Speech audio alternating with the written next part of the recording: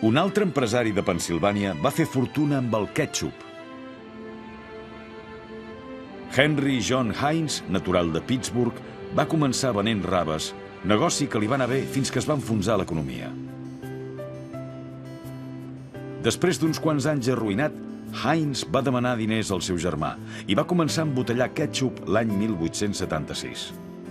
Un component del seu èxit va ser l'ampolla transparent de vidre. Als consumidors els agrada veure què compren.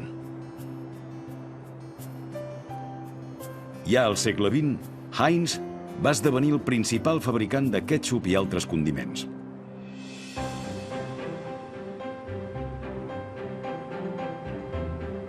Cap a la mateixa època i a la mateixa ciutat, un home que es deia Andrew Carnegie liderava la fabricació mundial d'acer.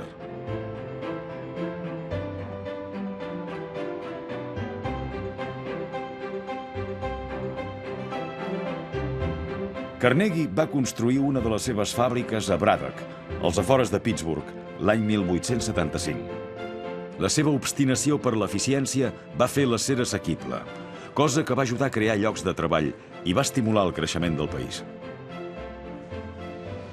Però dins de les fàbriques, aquell acer barat tenia sovint un elevat cost humà. Les condicions laborals eren deplorables i els accidents freqüents. L'any 1901, Carnegie es va vendre les propietats a J.P. Morgan per $500 milions i es va passar la resta de la vida donant gran part de la seva fortuna a les arts i l'educació.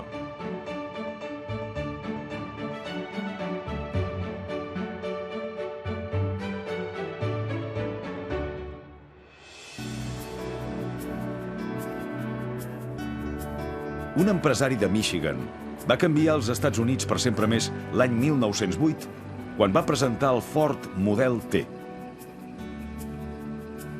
Henry Ford no va inventar l'automòbil, però sí que el va fer assequible reduint dràsticament els costos de muntatge.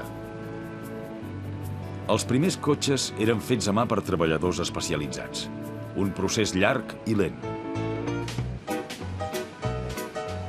Amb la cadena de muntatge, Ford va aconseguir reduir eficaçment el temps de producció del Model T.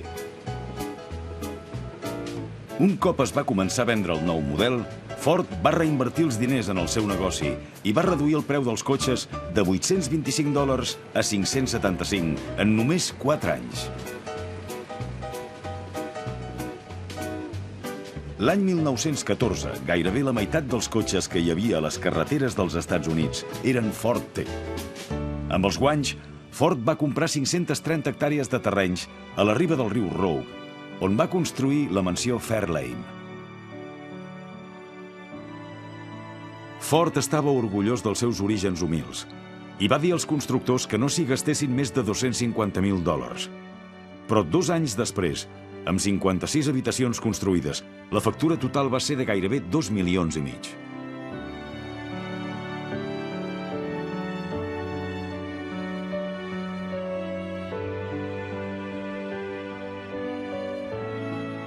La casa tenia una central hidroelèctrica pròpia que va ajudar a dissenyar un amic de Ford, Thomas Edison.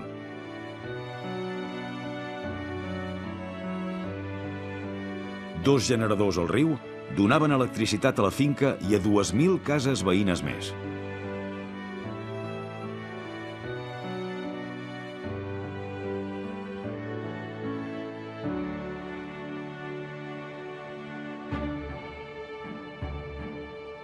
Ford va retre homenatge a Edison i altres inventors americans en un lloc irrepetible, el poble de Greenfield, a Dearborn.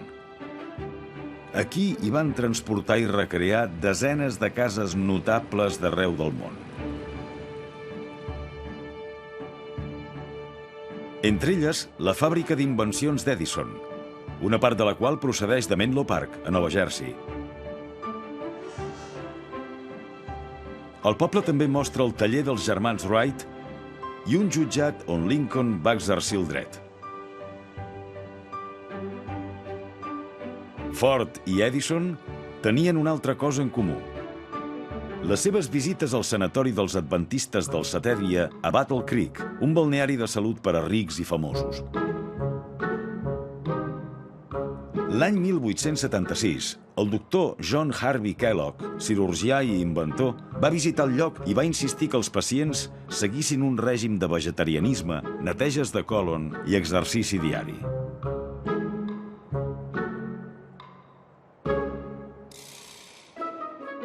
El doctor Harvey i el seu germà Will sempre investigaven opcions alimentàries més saludables. Un dia, mentre mirava de fer un substitut del pa, en Will va deixar blat bullit a la intempèrie massa estona. Però el va pastar i el va coure igualment. Així va inventar per accident el que finalment esdevindrien els cornflakes. Els pacients del sanatori els van agradar molt i fins i tot van demanar que els en enviessin a casa.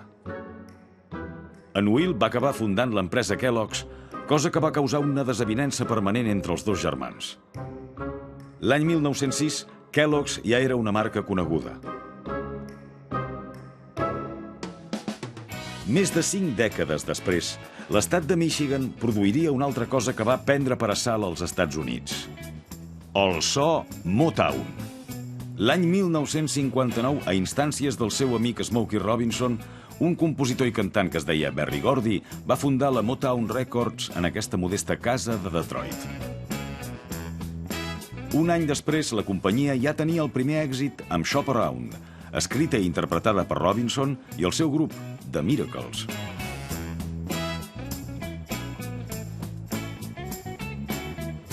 Gordy, antic treballador de l'automòbil, sabia pel negoci dels cotxes que per tenir contents els consumidors s'ha de produir de pressa. I durant la dècada següent ho va fer amb talents com The Temptations, The Four Tops, The Supremes i molts més.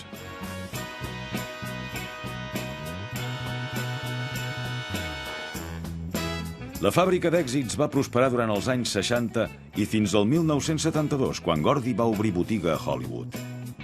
L'any 1988 es va incorporar al Saló de la Fama del Rock and Roll. Però el so Motown potser no hauria existit mai si no fos per Clarksdale, a Mississippi, i el blues.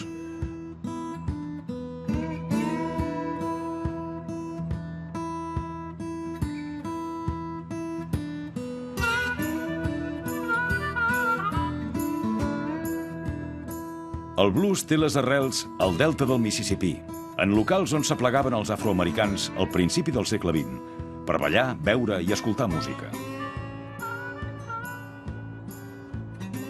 Diuen que el blues va començar al sud d'aquí, a Tutwiler. W.C. Handy, líder d'un grup, va sentir un company de viatge que tocava el que Handy va dir que era la música més estranya que havia sentit mai. 9 anys més tard, Handy va publicar Memphis Blues, la primera cançó amb la paraula blues al títol. A Clarksdale s'hi troba el Museu del Blues del Delta, que ocupa un antic magatzem. El museu ret homenatge a músics amb lligams estrets amb la ciutat, com Charlie Patton, Son House, Robert Johnson i Muddy Waters. Diuen que Muddy Waters va pujar a un autobús per unir-se als 6 milions de negres del sud en la gran migració cap al nord. Faré la maleta, cantava en Muddy, i tocaré el dos.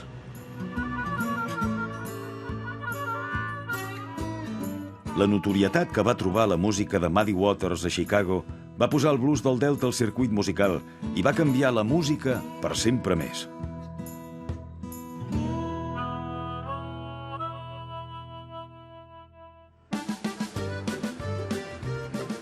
Un altre personatge del sud es va empescar una cosa picant als aiguamolls de Louisiana. A mitjan segle XIX, un home que es deia Edmund McElhenny es va traslladar a l'illa d'Avery després de casar-se amb una dona de la família Avery.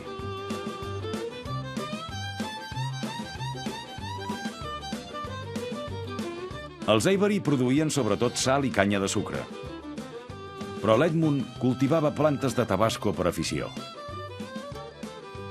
Quan va començar la Guerra Civil Americana, la família Avery va fugir.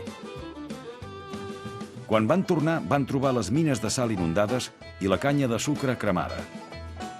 Però les pebroteres florien. L'Edmund, que tenia talent com a cuiner, va deixar que els pebrots maduressin i fermentessin per poder-ne fer una salsa picant. L'any 1868 en va enviar mostres en ampolles petites de colònia a distribuïdors de menjar amb el nom de Tabasco. Avui dia la major part del pebre del Tabasco ve de Mèxic. Però encara s'omplen totes les ampolles en aquesta fàbrica de l'illa d'Avery.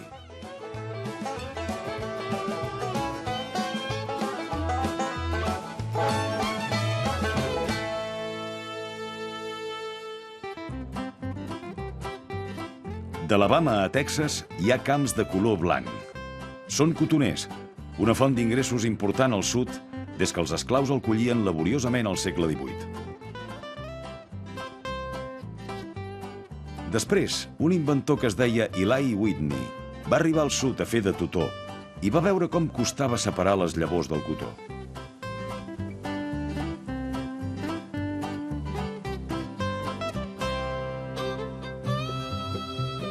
Whitney va inventar una desmutadora que, al contrari de les seves predecessores, podia tractar el cotó de fibra curta que se sol cultivar al sud.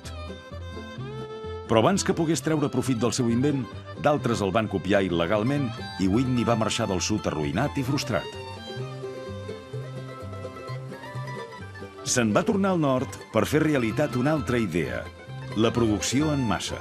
Va començar fent una cosa nova, peces intercanviables fetes a màquina.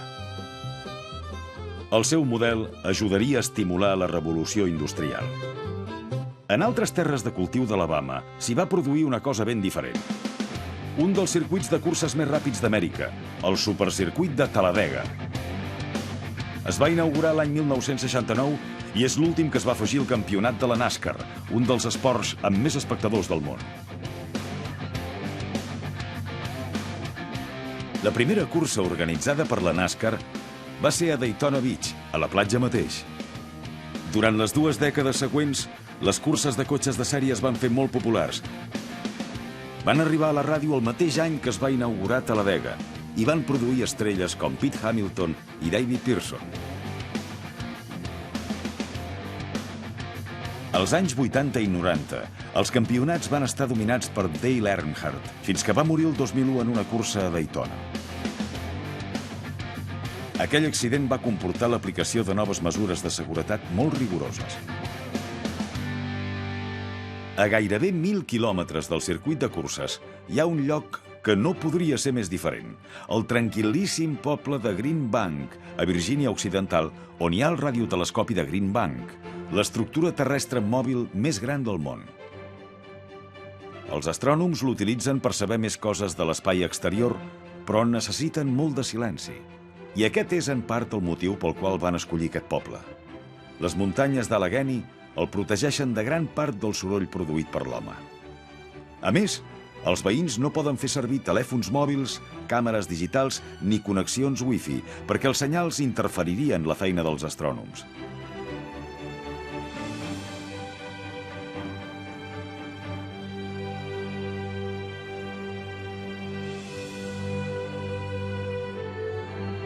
A l'oest de l'estat hi ha el que alguns anomenen una obra d'art estructural. El pont sobre la gorja del riu New, que és el pont d'un sol arc més llarg del món. Abans que el construïssin, els conductors havien de fer una volta de 65 quilòmetres per evitar la gorja.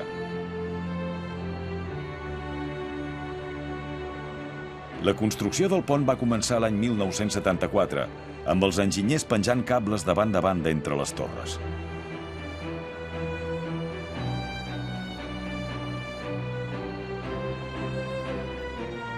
El repte d'un disseny d'un sol arc és que el pes de l'estructura empeny cap enfora des de l'arc, la qual cosa fa que el pont corri el risc d'enfonsar-se. Però en aquest cas, la muntanya fa de suport sòlid com una roca.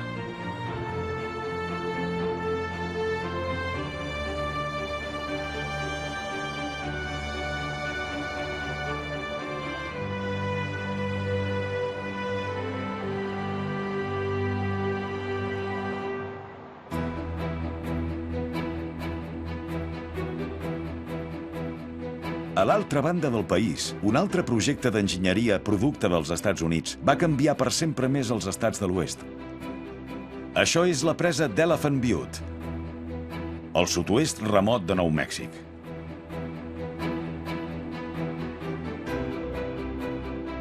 Acabada l'any 1916, va ser el primer projecte important de l'Agència de l'Aigua, organitzada pel govern sobretot per portar aigua i habitatge a aquesta part del país. La presa va crear l'embassament d'Elephant Butte, que subministra aigua i energia hidroelèctrica a 3 estats i permet als pagesos de conrear plantacions de pecanes a més de molts altres cultius.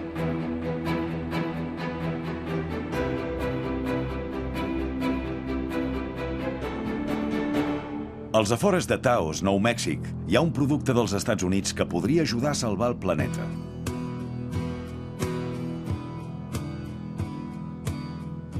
Es tracta dels Earthships, cases ecològiques fetes amb materials naturals i reciclats.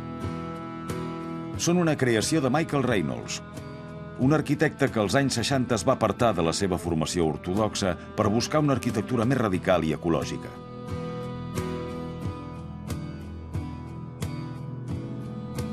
Les edificacions estan fetes amb objectes com ara pneumàtics reciclats, ampolles i llaunes. També són cases autònomes que s'escalfen amb plaques solars i tenen un sistema de ventilació encreuada.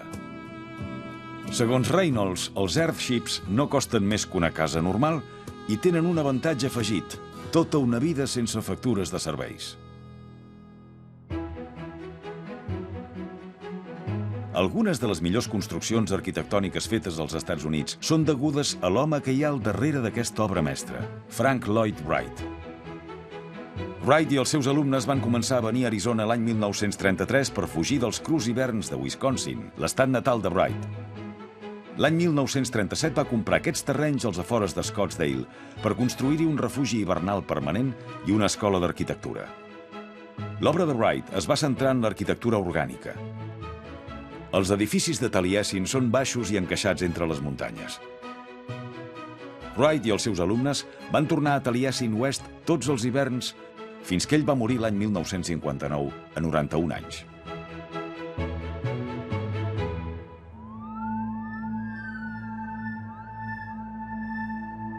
Arizona també acull una de les construccions més peculiars que s'han fet mai als Estats Units.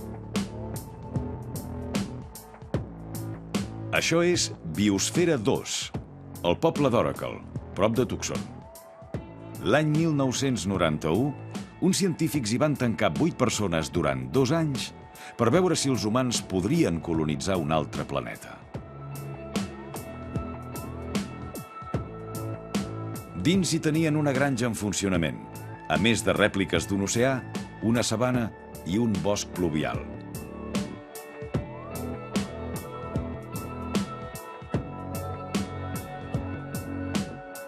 Els científics en van aprendre moltes coses, però això va quedar eclipsat en gran part per les disputes entre els habitants de Biosfera 2 i alguns dels seus caps.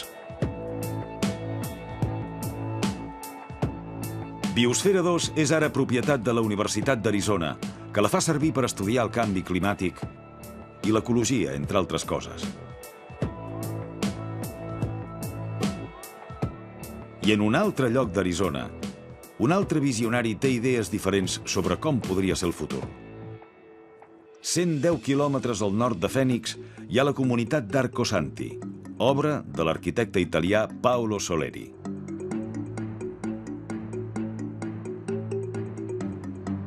L'any 1970, molt abans que es popularitzés l'ecologisme, va començar a construir arcologies, uns edificis que combinen arquitectura i ecologia. Soleri volia introduir un nou tipus de vida urbana sense cotxes que també podia salvar el planeta. El seu experiment urbà també incorporava característiques verdes com l'energia solar.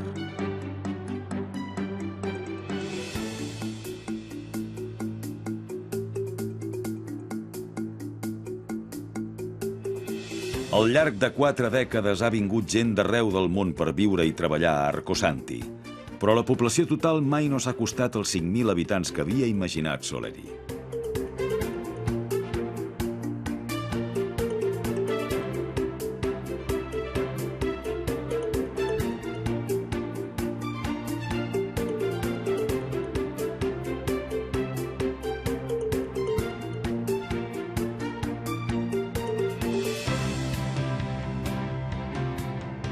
Des dels arquitectes avantguardistes del sud-oest fins als ciutadans enginyosos de l'oest mitjà, els productes dels Estats Units han canviat dràsticament amb el pas dels anys. Al principi del segle XX, els americans amb prou feines començaven a enlairar-se. 70 anys després, n'hi havia que feien aterrar llançadores espacials. Aquest és un país que ha passat d'impulsar la indústria de l'automòbil a fer anar internet. I de cantar el blues, el so avantguardista de la Motown. Per molt que pugui canviar la tecnologia o el paisatge, hi ha una cosa que no canviarà mai.